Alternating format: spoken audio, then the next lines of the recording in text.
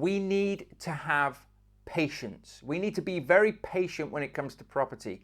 You'll build wealth over time with property. It can sometimes feel like a bit of a slow burner. Now you can speed this up, you can get momentum investing, there's all sorts of ways of doing it, but really you always want to be looking at the long game.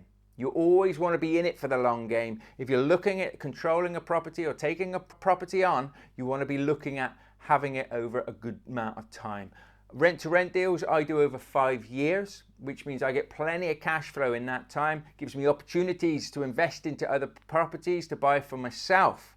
In which case then I can build that portfolio up. By the time I potentially have to give that property back, I should already have been able to replace it with my own portfolio. And that's what it's all about. You are going to make a lot of money in property if you stick by these rules and if you follow them to the T. Why? Because it works. It's tried and tested. I haven't come up with these theories. I haven't come up with these methods. They've been around for hundreds of years, and so many people before us have made money, and so many people after us will make money.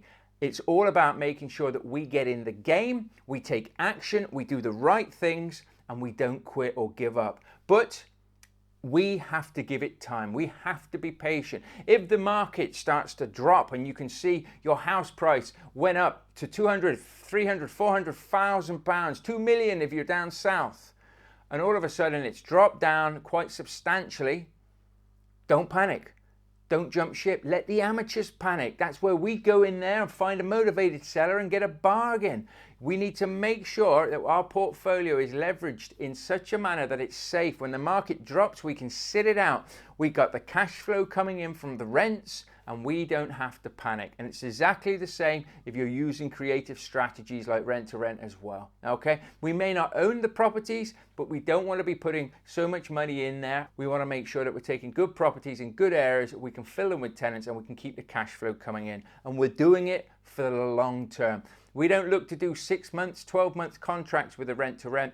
The beauty of that is you want a minimum of 3 years. I go for a 5-year contract every time. I don't go over 5, but I will renew it if everything's going well, and so will the landlord as well, because why wouldn't they? They're happy with what's going on.